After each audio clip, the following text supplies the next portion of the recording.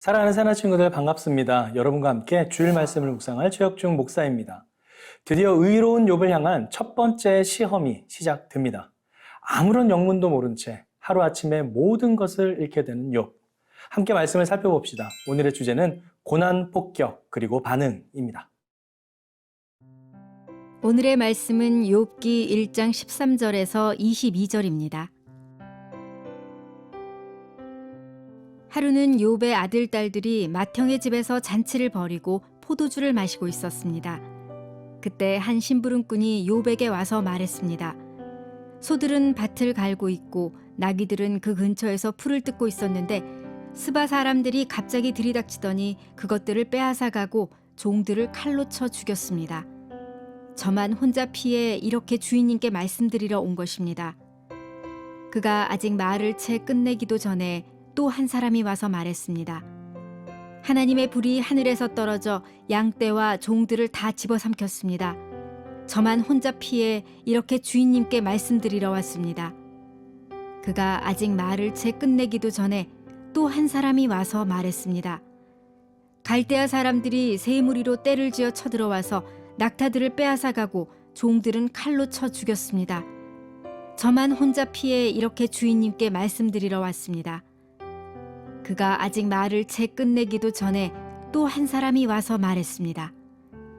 주인님의 아들, 딸들이 맏아드님 댁에서 잔치를 벌이며 포도주를 마시고 있었습니다. 그런데 갑자기 광야에서 돌풍이 불어오더니 집에 내 모퉁이를 쳤습니다. 그러자 집이 그 젊은이들 위에 폭삭 내려앉았고 그들이 죽고 말았습니다. 저만 혼자 피해 이렇게 주인님께 말씀드리러 왔습니다.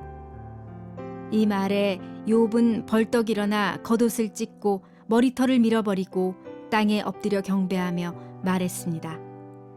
내가 내 어머니의 모태에서 벌거벗고 나왔으니 떠날 때도 벌거벗고 갈 것입니다.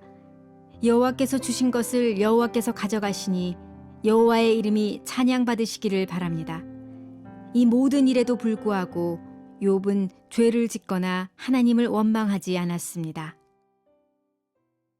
하나님의 허락으로 사탄은 욥의 몸을 제외한 욥이 가진 모든 재산과 자녀를 마음대로 할 수 있는 권한을 갖게 되었습니다.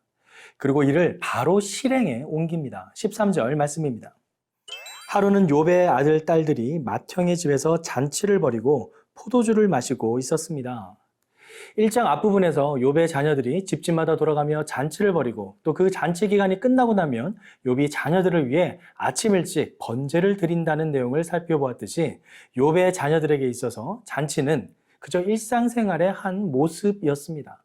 즉 욥의 자녀들이 여느 때와 마찬가지로 평범한 일상을 그렇게 보내고 있는 바로 그때에 욥의 가정에 재난들이 연속적으로 닥쳐왔다라는 것입니다.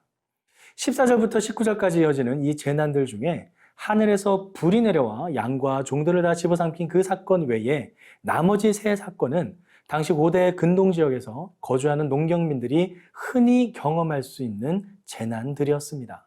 스바 사람들의 습격, 갈대아 사람들의 침공, 광야에서 돌풍이 불어 집이 무너지는 사건, 이러한 재난들은 당시 일반적인 사람들도 경험할 수 있었던 재난이었죠.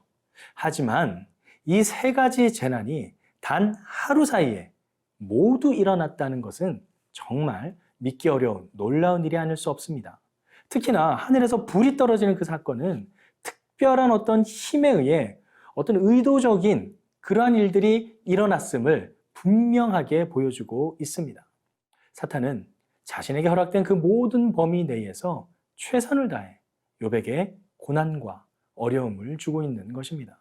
평범한 일상을 살아가는 그 욥의 가족들에게 어느 순간 아무런 경고나 예고 없이 가장 평화로운 시기에 마치 융단 폭격을 가하듯 재난들이 퍼부어집니다. 하나님께서 욥의 몸을 허락하지 않자 자신의 몸보다도 더 소중한 10명의 자녀의 목숨을 빼앗아 갔습니다. 자신의 목숨보다 그 소중한 자녀의 목숨을 한순간에, 그것도 다 자라서 성인이 된 자녀 10명을 한날 한시에 잃는다는 것은 부모에게는 이보다 더 큰 고통은 없을 것입니다. 그렇게 사탄은 하루아침에 모든 재단을 쏟아붓고 자신의 목적을 위해 최선을 다합니다. 사랑하는 새나 친구들, 그렇기에 우리는 사탄에 대해서 지나치게 두려워할 이유는 없지만 그렇다고 해서 아무런 긴장도 없이 그냥 넋놓고 가만히 있어서도 안 됩니다. 오늘날 사탄의 유혹은 눈에 좋아 보이는 물질들과 수많은 세속적인 욕망들로 우리를 넘어뜨리려 하고 있습니다. 아무런 영적 무장도 없이 그저 세상이 흘러가는 대로 나의 영적 상태를 방치하게 되면 어느 사이엔가 우리는 사탄이 만들어 놓은 악의 구렁텅이에서 헤매이고 있는 나 자신을 발견하게 될 것입니다. 그러기에 늘 깨어 있어 전신갑주로 무장하여 기도해야 합니다. 언제 어떻게 우리의 평화로운 일상이 사탄의 괴계로 무너질지 모릅니다.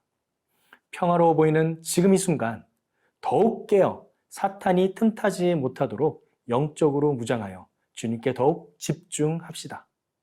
순간순간이 쌓여서 우리의 일상이 되듯이 그 순간을 놓치면 우리도 모르는 사이 우리의 일상은 서서히 사탄에게 침식되어서 결정적인 순간 이내 무너지게 될 것입니다. 깨어 기도합시다. 깨어 말씀을 읽읍시다. 깨어 주님 앞에 나아갑시다. 내 마음의 작은 부분이라도 주님 앞에 하나하나 고백하며 정결한 신부로 준비되는 저와 여러분의 삶이 되길 간절히 기도합니다.